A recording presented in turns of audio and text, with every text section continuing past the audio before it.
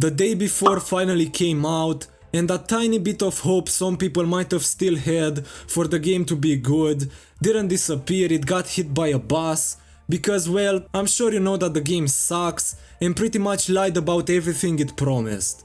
But the day before could establish a dangerous precedent in the gaming industry. The game first got announced 2 years ago, and the developers Fantastic showed some really impressive stuff in the trailers that came out along the way, and in the final game they are not to be seen anywhere, but in a way they do deserve some credit for fooling so many people for such a long time.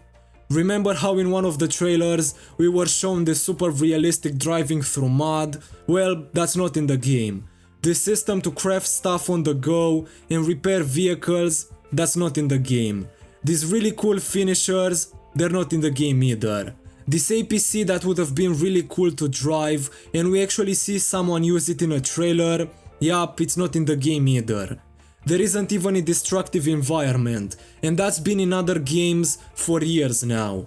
But thankfully the developers announced that the game will close, and as of now you can't buy it anymore on Steam. They also said that they will offer full refunds for the game and that they will try to find a way to offer refunds to people who played over the Steam limit of hours, because on Steam to be able to refund the game you need to have under 3 or 4 hours of playtime. So it's good that developers understood their failure and will try and at least not scam people. But something that I have to admit is pretty funny is that the studio Fantastic, by the way that's not how you spell fantastic, are actually closing down. I know this will probably affect a lot of people, but it's pretty funny that they launched the game called the day before and closed the day after. That's not my joke, I stole it from Steam reviews. But the day before could start a dangerous precedent in the gaming industry, as I mentioned before. This game is famous for using the pre-existing assets and models from Unreal Engine 5, and while that is perfectly fine, it also stole assets from other games like The Division, and also in the trailers it copied scenes from other media, including Call of Duty, which is insane.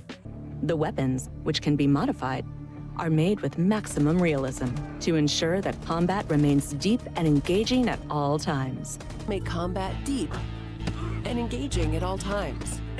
Each weapon boasts unique characteristics, as well as realistic reload and recoil mechanics.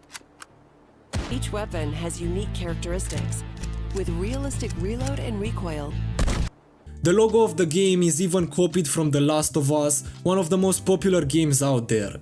I mean, how did the developers think they could make people ignore all of this?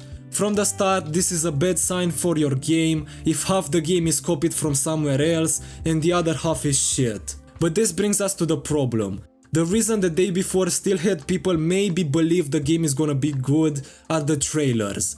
Because I can't deny it, the trailers did a really good job and they actually looked amazing.